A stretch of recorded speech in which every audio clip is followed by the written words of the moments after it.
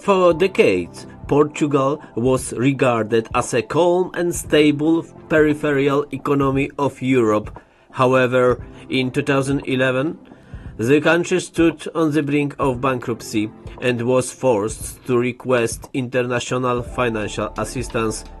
The crisis did not come suddenly. It was the result of years of neglect, poor decisions, and the mismanagement of public funds. After joining the European Union in 1986, Portugal received massive structural funds.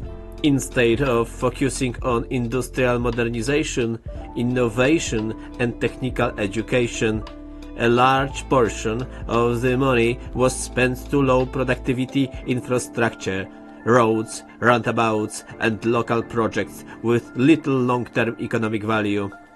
During the 1990s and early 2000s, the state steadily expanded employment in the public sector. Government administration grew faster than the economy, and wage expenses became a permanent burden on the budget. Structural reforms were postponed for political reasons. The adoption of the euro in 1999 allowed Portugal to borrow cheaply on international markets. Low interest rates created an illusion of safety. The government, local authorities and businesses began living on credit without improving the economy's productivity. Investment by state-owned companies proved particularly problematic.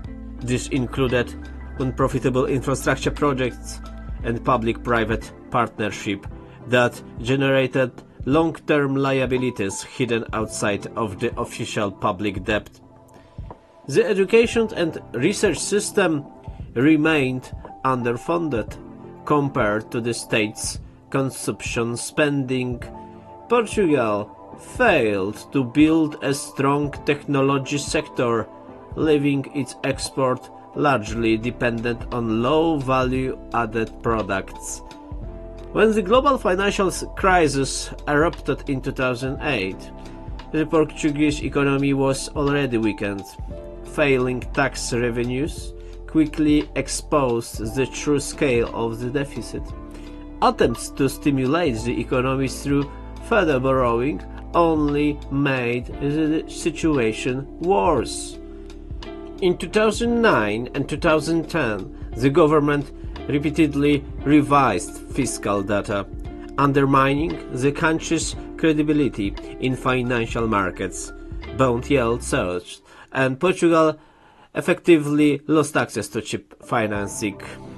In 2011, the country was forced to accept a bailout package from the European Union and the International Monetary Fund. In return, harsh austerity measures were imposed as a consequence of years of excessive spending.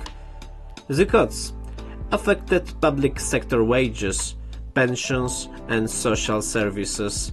Society paid the price for years of inefficient fiscal management. Youth unemployment exceeded 30%.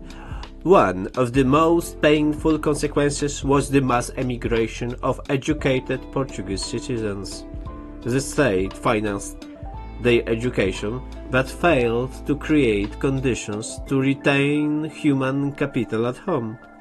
After 2014, the situation began to stabilize, but public debt remained high. Many structural problems, low productivity, dependence on tourism, and a weak innovation sector were never fully resolved.